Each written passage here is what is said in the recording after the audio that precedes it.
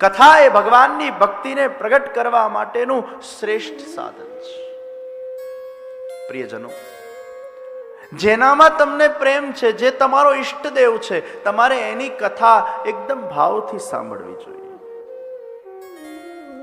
અને કથાને શ્રવણ કરતી વખતે આપણા હૃદયમાં બીજા કોઈ નહીં, આપણા ઘરે વિરાજમાન જે આપણા શ્યામ સુંદર છે, જે પૂર્ણ પુરુષોત્તમ ભગવાન વિરાજે છે, એનું સ્મરણ, એનું ચિંતન એ જ આપણા હૃદયમાં હોવા જોઈએ. અને આ બીજા કોઈની કથા નથી, આ એની જ કથા છે જે મારા ઘરે બિરાજે છે. આ ભાવનાથી જ્યારે આપણે કથા શ્રવણ કરીએ છીએ ત્યારે આપણા નિજ સેવ્ય સ્વરૂપ માટે આપણો ભાવ, આપણી ભક્તિ, આપણી શ્રદ્ધા એ નિરંતર અભિવૃદ્ધ બનતી જાય છે. કથા એ ભગવાનની ભક્તિને પ્રગટ કરવા માટેનું શ્રેષ્ઠ સાધન છે. પ્રિયજનો, જેનામાં તમને પ્રેમ છે, જે તમારો ઈષ્ટદેવ છે, તમારે એની કથા એકદમ ભાવથી સાંભળવી જોઈએ.